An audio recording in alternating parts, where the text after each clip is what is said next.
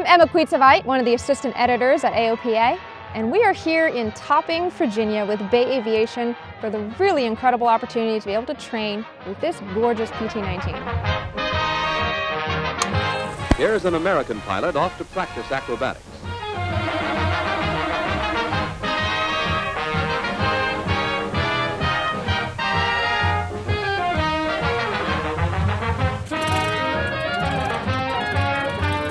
There he goes, ready to practice the maneuvers which someday may help him shoot down his enemy.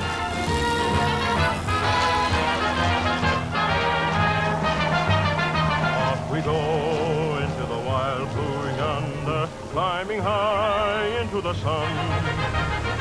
Here they come, zooming to meet us thunder, and the boys give it the gun. AOPA keeps flying safe, accessible, and fun by protecting your freedom to fly. We are the most trusted one-stop resource for all things related to general aviation. Become an AOPA pilot today. We're here at Hummel Field in Topping, Virginia. Michael Kuhnert here has Bay Aviation with this incredible PT-19. So Michael, what are we going to do? What does the training course look like for the PT-19? All right, well, you will get a more or less full checkout here in the time available. So what we do, we start out systems, I do some ground school explaining the particulars, the speeds, the flight characteristics. Then we get on board, we shoot some maneuvers like steep turns, some stalls, and then fly over to an airport with a longer runway, and we start shooting landings. First power on approaches, and then later on we go into power off approaches. And on your second day, we are going to do emergency procedures like simulated engine out. Also on the second day, we're going to use the full flaps, which is a big step up. The airplane comes out much shorter, so we usually start out with just 10 flaps. Awesome, sounds great.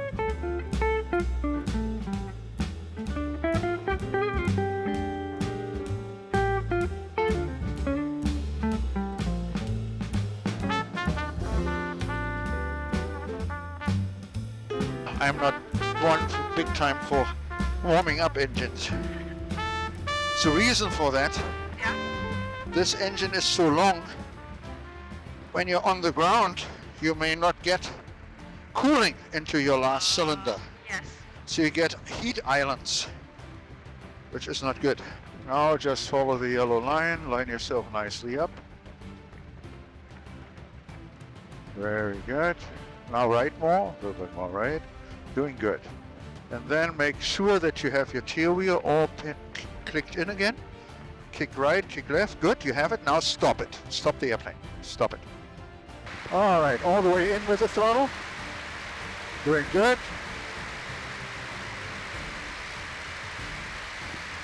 A little bit more forward stick.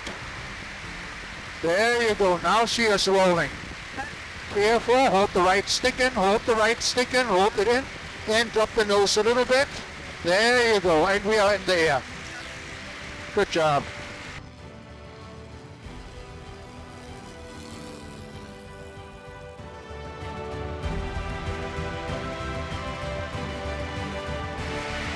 They got the wind here, look at that. And what you do is throttle back now to 2100, which is basically the top of the yellow arc.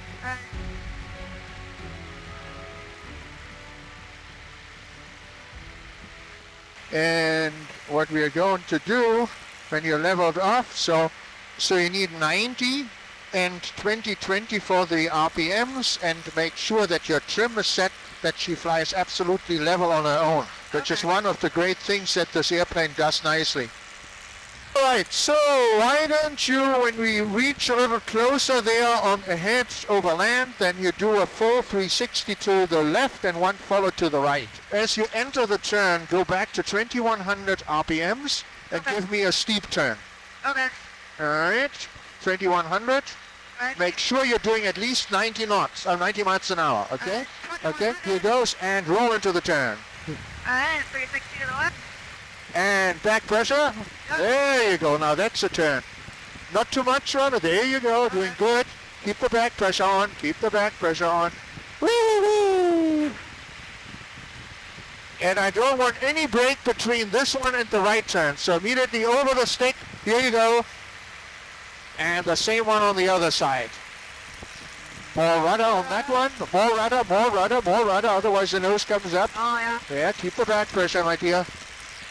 Very good. Fly the horizon line. Don't look so much inside the turn. There's no information there. The horizon line should not go up and down. Now out of it. There you go. That was nice. Now throttle back, 2020. Throttle back, 2020. There you go. Very responsive. Yep, it is. It does the two things you normally can't have together. It goes straight for 5 minutes if you want to, and it on the other hand, it's very responsive. Yeah, And the control forces are light. yes. Everything moves with about the same force. Okay, yeah. That's called control harmony. You were mentioning before that this plane was a better preparation for pilots going to the fighters than Absolutely, absolutely. It is light on the controls. It has a high wing loading on landing. It has flaps. 3 Alpha Charlie. So, yeah. Runway 10, driver Coastal. Japan on traffic. Fairchild 3 Charlie Juliet, just entering a downwind 410. We have the airport on final side. Looks good, now turn downwind. This is pretty good. Maintain 80. Now watch what you're doing there. Keep the nose down. Roger that. You're doing good. Now turn base. Roger that. Thank you very much. 202. Do not get slower than 80. There you go. Now you're on. So you need a little bit left stick and a little bit right rudder. Okay. You feel a little bit resistance in your rudders now because I'm on the pedals too. So everything is good. A little less throttle, tiny bit less, a little less. Keep the nose down. Too much speed doesn't hurt us. Keep that nose down. Keep it down. Keep it down. Now it's all very gentle. Now pull gently back. Yeah. A little closer. Now working more. You're nearly there. You're nearly there. A little more. A little more. Forward stick. Forward stick. Hold it there. And keep on going straight. Don't do anything fancy yet. I get the flaps up. Yep. And full throttle, and we go. Getting ready, a little left stick. This is a left crosswind. And off we go, pull back, fast enough.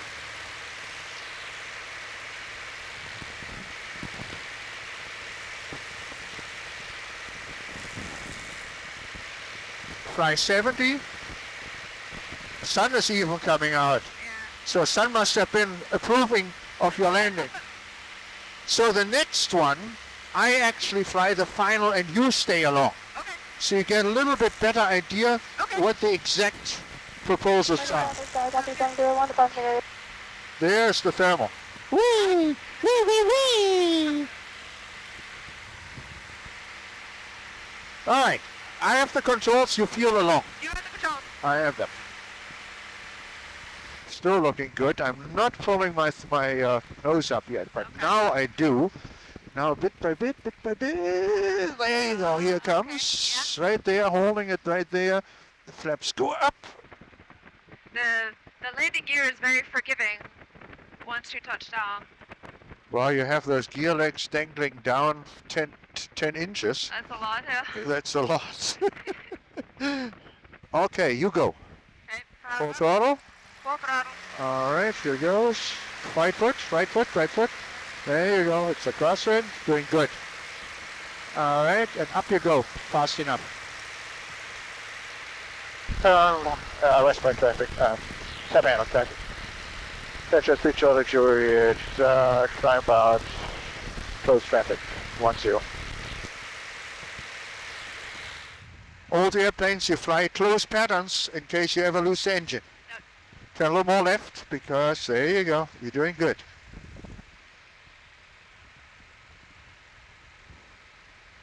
Now add a little power again. You're getting slow. More power. There you go. Can always take it out. And the banner. Fairchild 3 Charlie Juliet. Short final 10. Touch and go. We're getting fast now. All right, good. Now drop the nose. There you go. Maintain at least 80.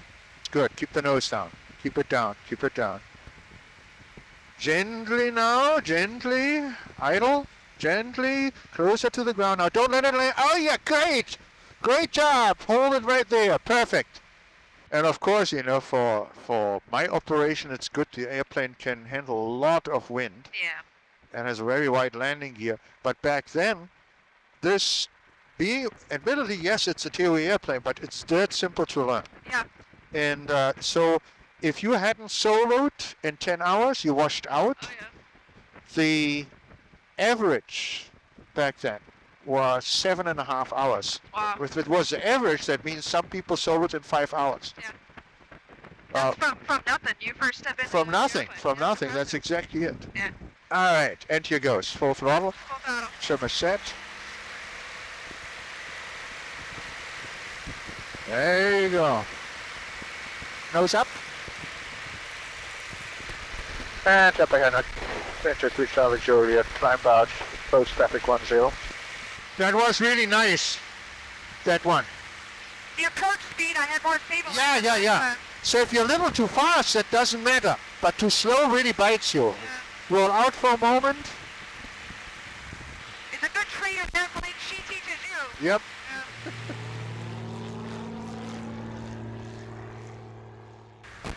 I am very impressed with the combination of stability but responsiveness in everything. Yes, that's what I tried to tell you earlier. The two things you normally never get on the same airplane. So either they handle you really sprightly, Yep. you know, like whatever, your Grumman, or like a 182 where you need a crowbar to change direction around any axis. You know, there are few airplanes, if any, that do both, you know.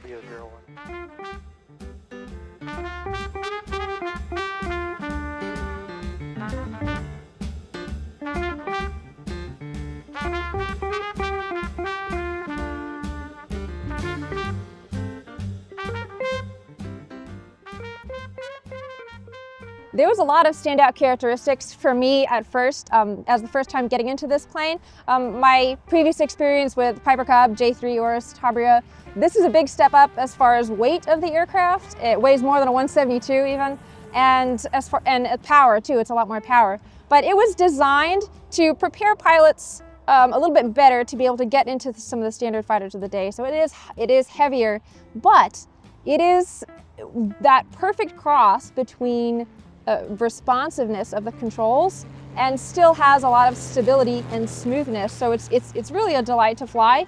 It's a lot more stable than you would expect. It is a very forgiving airplane, which I was thankful for my first flight. But there's so much travel in the landing gear that you can focus on different aspects that you need to in your training instead of having to worry about everything at once, because the plane is very forgiving.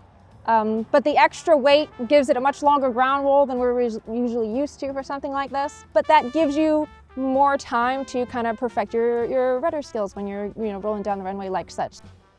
It's so important to preserve these kind of aircraft and to keep them flying and to make them available for people to continue to experience like they can here at Bay Aviation for a couple reasons. One, not only because of the stories and the people that it represents and the history that it can teach us, but also from a pilot's point of view, it's good to have some of these older airplanes that were built to be a challenge, to teach people something, instead of an aircraft designed to be the easiest as possible to fly, to be stable, to be a place you can get. It's not designed to be super easy. It's designed to make you work for something, and that's a good experience to have as well, and something that's harder to get a hold of in some modern airplanes.